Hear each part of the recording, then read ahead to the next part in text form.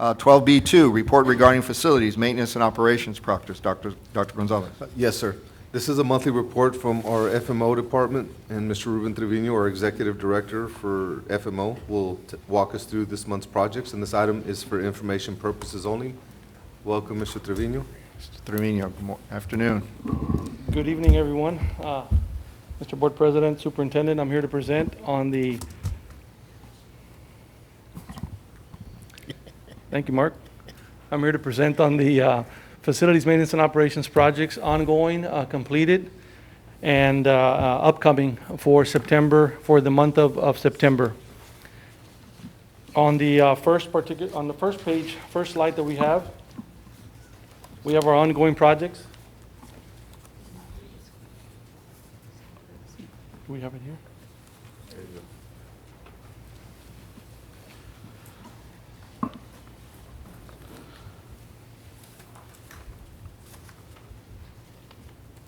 It's ready. Ready? It's ready. Yeah. We have our ongoing projects on our first slide. We have our culinary arts lab renovation at Achiever Early College High School, which is on schedule right now. We are receiving equipment every day as we speak. Today we received the next items that are that were due. We are pending 5 items to be complete, fully complete with our kitchen equipment for this particular project. We also have the Memorial High School roof replacement, which is around 30 to 40% complete right now and is ongoing at Memorial High School. We have our restroom partitions at both comprehensive high schools, McAllen High School and Memorial High School. We're expecting the equipment to get delivered here in the next couple of weeks. There's been a small delay on equipment availability, but it's been ordered and it's en route already. And we also have the McAllen High School HVAC improvements, which is phase 2 to McAllen High School.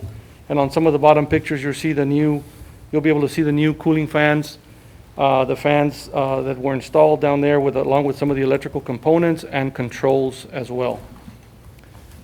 Our next slide is our ongoing projects. We have the Agricultural Learning Center, which is at the top middle picture and the top right-hand picture. Over at the Agricultural Learning Center, as of today, last week, we've had the building completely powered up. We've got plumbing already in place. Brick should be complete by the end of this week. Air conditioning should be turned on by Monday or Tuesday of this coming week so that the flooring can start being installed in the multipurpose classroom that we have there, along with restroom facilities and offices. And the fans, lighting, everything's already installed in the main barn, as you can see the picture on the right-hand side of the slide. We also have fire alarms being completed at Cathy, Travis, and Crockett, along with intercoms at Garza, Gonzalez, and Fields. Our next slide has the inclusive park at Sanchez Elementary. The only thing pending on this particular project as of last week is the concrete pour and then the rubber surfacing that goes on top. We have a tentative date right now of October the 20th, 5 p.m. for the grand opening ceremonies for the park over at Sanchez Elementary, and that's a date I believe that has been sent out already. Our next slide is our completed projects. We've got completed fire alarms already done at Navarro and Castañeda. We also have intercoms now complete at Pettis, Hendricks, and Fossa. Our next slide has the 2 other district completed projects that were taken on by our Facilities Maintenance and Operations Department over the summer and the beginning of this school year.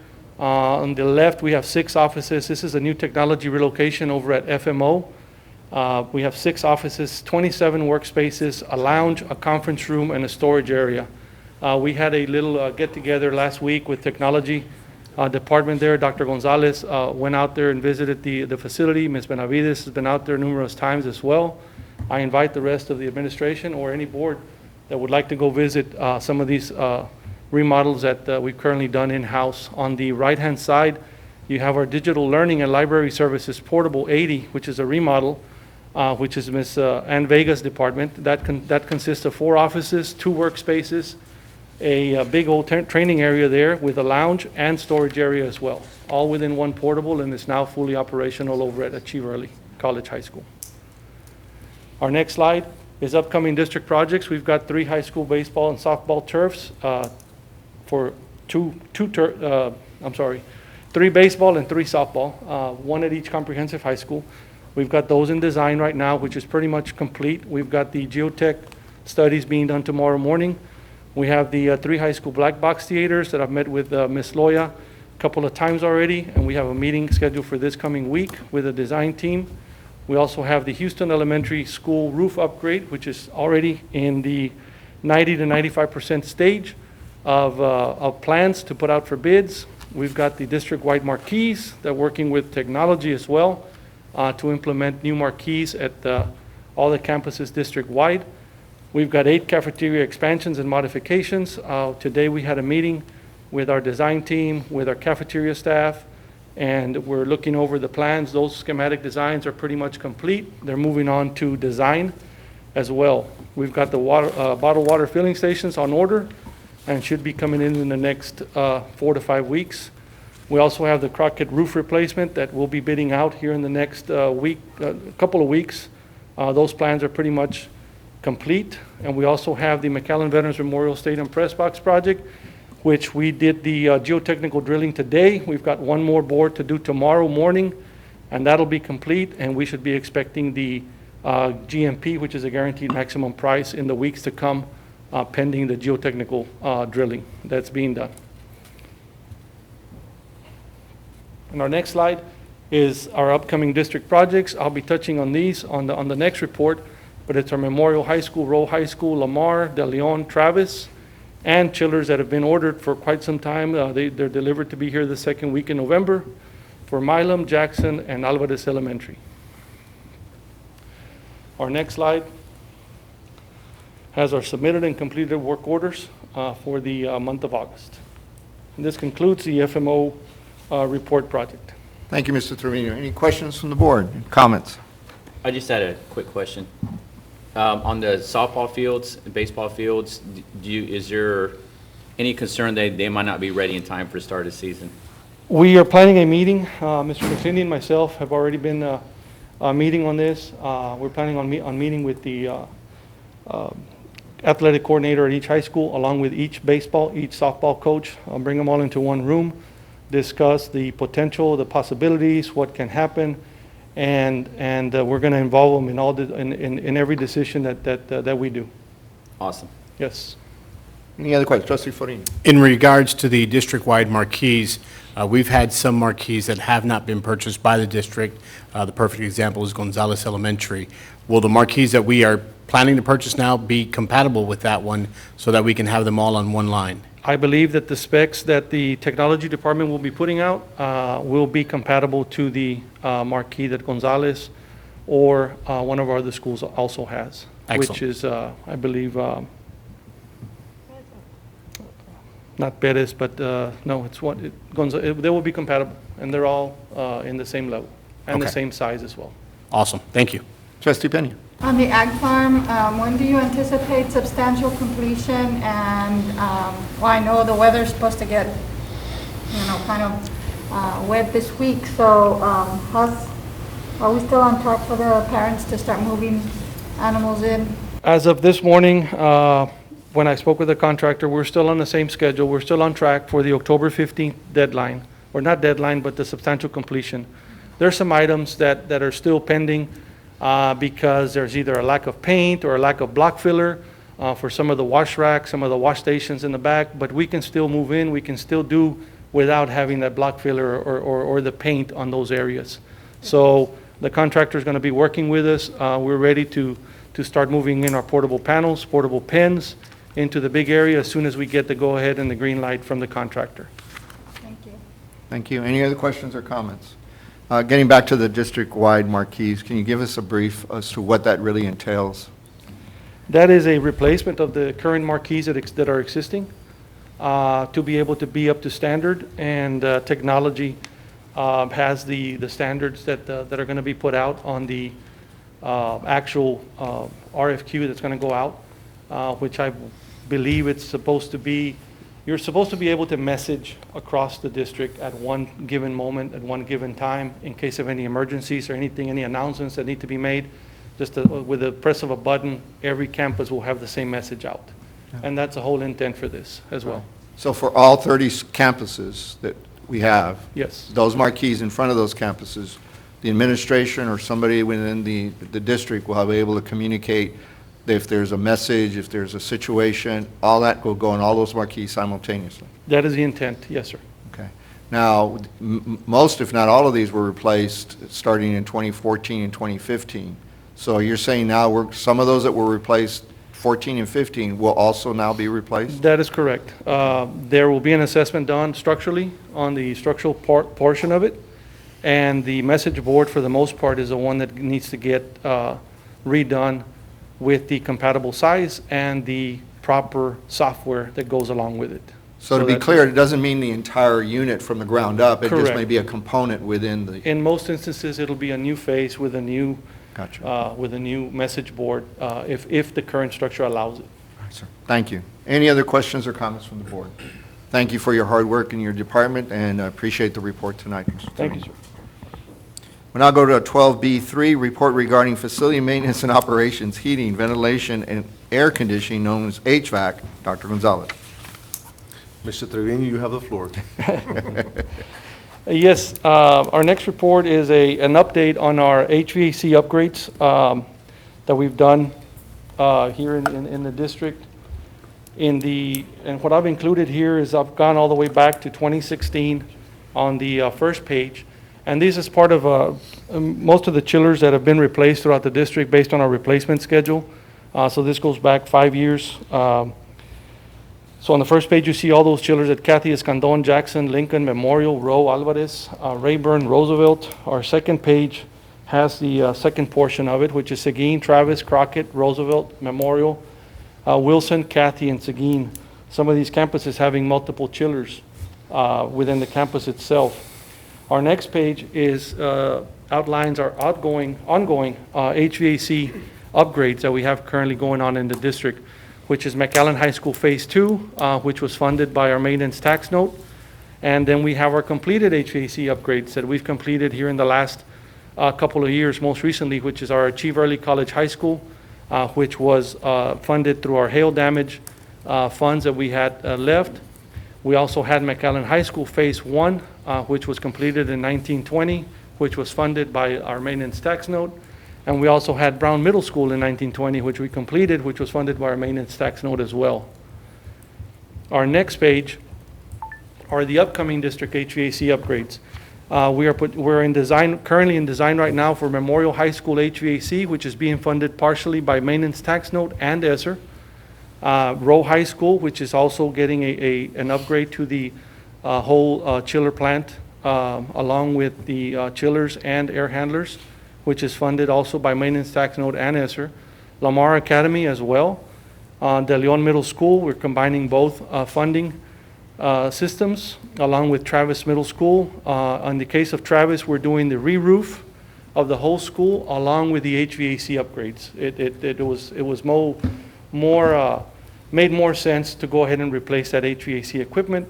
It's time, so now that we're going to be putting a new membrane on the whole campus, it was wiser just to go ahead and redo all of our HVAC equipment, which was needed. We also have Jackson, Milam, and Alvarez, which are HVAC upgrades funded by our maintenance tax note alone. And those chillers are scheduled to be delivered here in the second week of November. Our next slide has additional HVAC upgrades, which are being funded for 21-22, which are ESSER funded, which include Escandon, Wilson, Fields, Milam, Perez, Navarro, Sanchez, Thigpen, Castañeda, Fossum, and Hendricks. This is a replacement of chillers at these particular campuses that will take us on our replacement schedule up to where we need to be. Also, on the right-hand side, you've got maintenance-funded projects, which are air handlers over at Garza, Gonzalez, McAuliffe, Morris, and Seguin. And most of these are either air handlers or rooftop units that need to get replaced at these particular campuses. And those are being funded by our maintenance tax note. Mr. Trevino, quick question. Yes, sir. When you're saying that these need to be upgraded, they're not broken down now, right? No, sir. Okay. They've reached their life expectancy, and it's time that they get replaced. To your knowledge, is there any of our wings at any high school, elementary school, that our kids are at 90-degree temperatures because the HVAC unit doesn't work? At any time that a unit goes off, we get notified and we send help out there. Right now, I know that we've had certain hot spots at certain campuses. And the big issue that we're having right now is with the availability of parts. The parts houses, at times in the past, we used to go to one of our parts houses and supply houses and get a motor, get a blower fan, or get anything like that, and we'd have it within a day or two, and go pick it up and bring it in.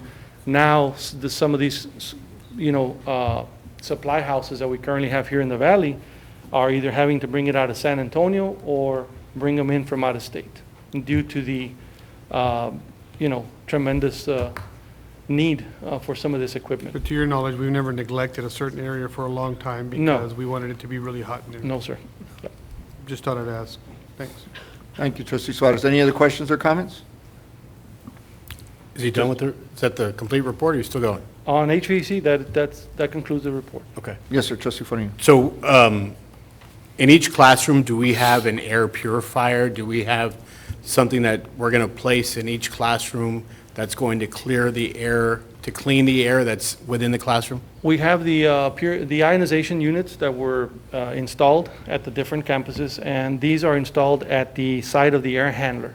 So in some cases, you may have an air handler that may be serving 4 to 5 classrooms, 6 classrooms at one time, or maybe serving a hallway adjacent to 2 or 3 classrooms, or a big area like here. So it's installed in the unit itself? In the unit itself, yes, sir. So I'm not going to be able to walk into a campus and say, look, here's the ionized air cleaner that we have that we've purchased. Correct. And so a lot of people are saying that, we're not taking care of our students in that perspective, but in actuality, this is part of the infrastructure of the unit that somebody would not be able to see if they just walked on the campus and said, what are you doing to clean the air? Correct. So the fact that we don't have a unit in each classroom that's going to be making noise or distracting students throughout the class, we're still getting our air purified. Correct. Thank you, sir. Any other questions or comments? I just want to piggyback on that. What about the portable buildings? Portable buildings are also having them installed as well. Yes, sir. Thank you, trustee. Any other questions or comments? All right. I do have a few. At the high school, it was Phase 1, Phase 2, and that totaled close to $4.6 million total. Yes, For sir. Phase 1, Phase 2, más o menos. A few $100s here and there. What did that entail? Our Phase 1 entailed the replacement of the existing chillers that were there. We came back with an additional chiller as our design team, together with facilities. We said what is it that is needed at this campus that the campus has not had in a lot of years, which was redundancy. It had 2 chillers, and if one went down, half of the campus was going to suffer. So now we've gone in with 3 300-ton chillers. These are big, massive units. We have some redundancy built in. If for some reason we have a chiller that's not going to be operational for X reasons in the years to come, we have an extra one that kicks in automatically. Okay. We also came back in with the new fan walls. The fan walls in this particular school are very, very different than any other campus that you see out there. These are big fan walls that are maybe 12, 14 foot high that consist of 16 individual fans. Before, it used to be one fan by itself. When that one fan went out, that whole area went out. Now we've come back with 16 different units to where we're able to replace one or the other, but the school will still be cool, the school will still be ongoing. We've also come back with the fresh air intake that we came back in with those new units that entailed the whole rehab of the HVAC system, as well as the new electrical upgrades that we did at the campus. And we're now in the section of heating.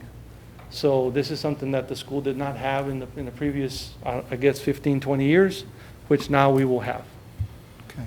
Now, a lot of this was supposed to be completed before school started, as far as the installation at the school. The idea with this particular project, given COVID, given the situation that currently every contractor has been in, along with different school districts out there, the idea on this project was to have the school climatized by the first day of school. We did not want to have 2,000 kids displaced. The contractor worked very well with us, and our team just was out there on weekends making the school available to the contractor. Kudos to NM Contracting. They went above and beyond at the end of this project, towards the end of this project, to make this happen. So we were able to open school on the first day. We had it full of kids. We had the school climatized.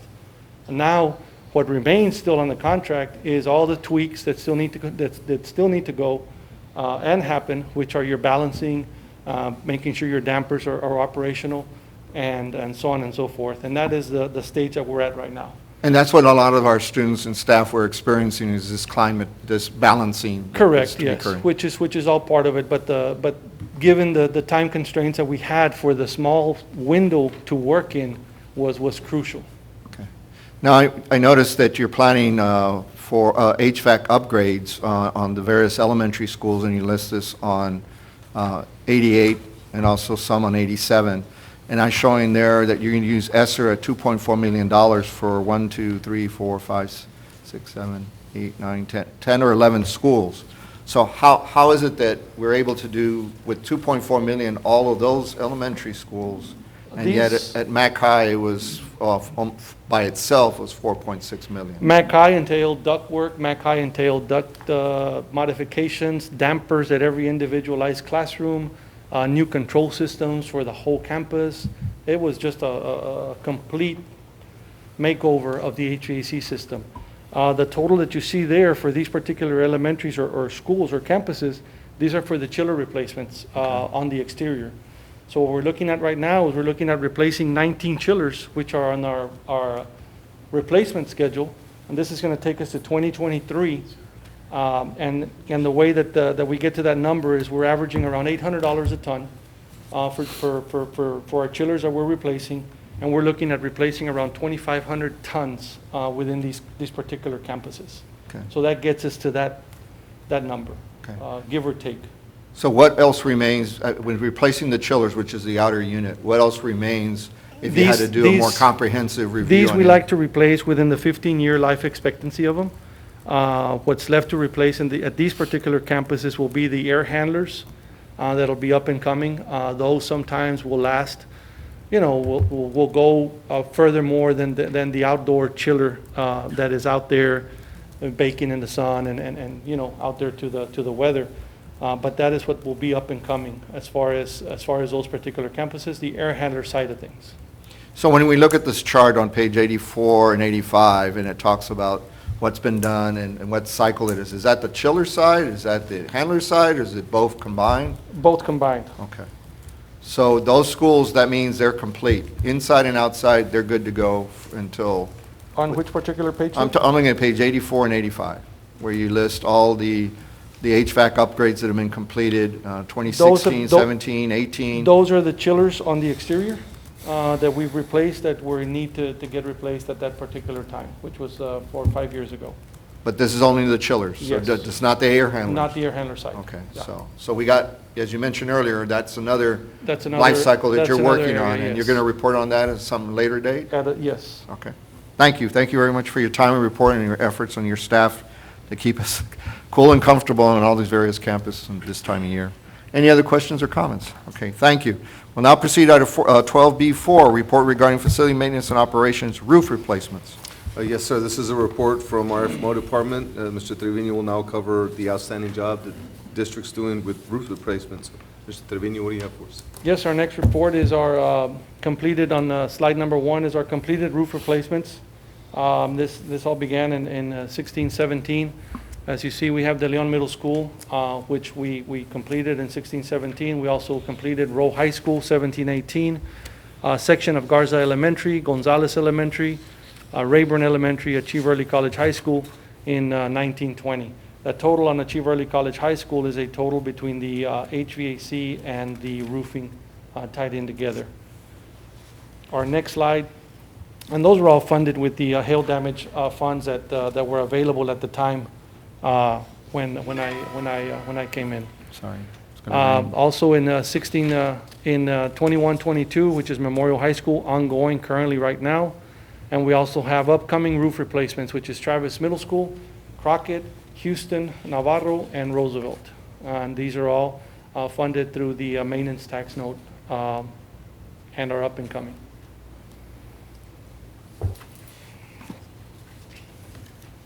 Our future roof replacements, which you see in our last slide here, we have Wilson Elementary, Castañeda, Morris, and Kathy.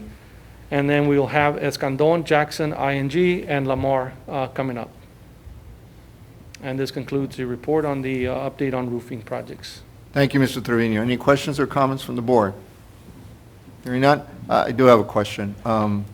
What type of method are you using on the roof replacement? Are you doing the laminate? Are you doing the one phase, or how are you approaching? Depending on the particular type of roof that we currently have existing. We've had some metal standing seam roofs that we've installed. We did that at Gonzalez Elementary. We've had a portion of Rowe High School that we did metal standing seam in the back part. At Rowe High School, we ended up doing the concrete clay. And then the rest of the campuses, we've come back with a PVC membrane that gives us or yields us a 20 to 30-year warranty. And how far on this are we as far as the entire district and getting our roofs As far as up the to entire speed? district, if you see the last page that I posted on there, once we get to that, we are going to probably be about 5 to 8 years ahead of doing a complete school. We'll still have small sections that have been either additions to a campus or were left out for some particular reason at one point. But those are small and in between. Okay. On Crockett Elementary, I noticed you have maintenance tax note and hail damage. It's my understanding 300,000 is the hail There damage? was about approximately, I want to say, 255,000 left over from hail in that account, give or take. And we've had set aside that fund to finish out the one of the sections at Crockett. And then the maintenance tax note will come up with the rest of it, so that we can proceed with the roofing over at Crockett. And this will exhaust the hail damage settlement? All of it, yes. And to your knowledge, does that take care of everything? Is there anything else from a hail Everything damage standpoint? Everything that was in need at that point and what we assigned, that would take care of pretty much everything. But just to be clear, the settlement was 17.5. The amount of damage was about just under 21 million. That included a 20% overhead, which we did not use because we did it in-house. So was the 17.5 able to cover all the hail damage claims that we made to our carrier? It covered everything that was pointed out in the report and whatever we were able to fund with the funds available. All right. Yes. Thank you, sir. Any other questions or comments? No, sir. All right, thank you. We'll move on to 12B5. Thank you, Mr. Trevino, appreciate the work.